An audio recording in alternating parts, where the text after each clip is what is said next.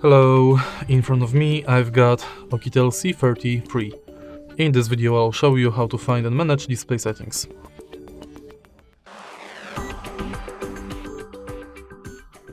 In the beginning, let's go to settings and now go to display. Right here we've got all settings for our display. Let's start with the top of the list where we can change the brightness level of the screen manually or via adaptive brightness.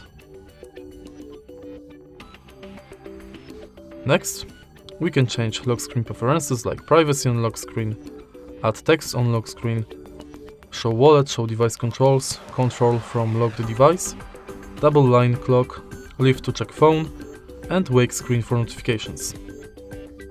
Next, we can change screen timeout between 15 seconds, 30 minutes, and we can enable or disable screen attention function. Then, we can enable dark theme and schedule it.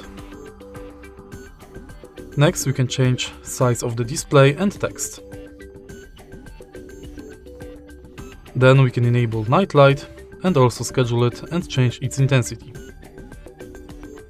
Then we can change colors and contrast of the display.